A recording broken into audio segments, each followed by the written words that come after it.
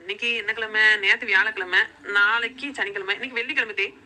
தெரியுதுல்ல, வெள்ளிக்கிழமை வீடு வாசம் முழுவி கழுவி எடுக்கணுமே, அந்த அறிவு இல்லையே உனக்கு? எல்லா வீட்லயும் அழகா முழுவி கழுவி எல்லா வேலையும் இந்நேரத்துக்கே பாத்துருப்பாளுவோம்.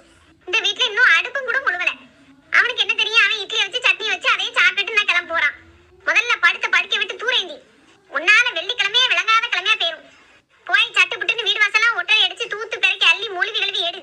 அதுக்கப்புறம் சோத்த பங்கி தந்துட்டு அதுக்கப்புறம் நீ மல்லாரு. இம்பிட்டு நேரம் கட்டையில உணரலாம தூங்கிட்டு மறுபடியும் தூங்கவான்னு கேட்கா பாரு. எல்லாம் என் தலை எடுத்து பெத்ததும் சரியா இருந்தா வந்ததும் சரியா இருக்கும். அவன் இவனுக்கு புழுக்க வேலைலாம் பாத்துட்டாலே தான் பிறகு எப்படி இருப்பா?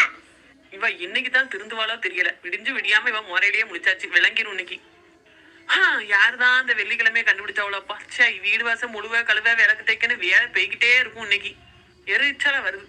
சரி, போய் மெல்ல மெல்ல வேலையை பார்ப்போம். இன்னுங்கனே உட்காந்துட்டு தான் மறுபடி வந்துருவா கணச்சுக்கிட்டு.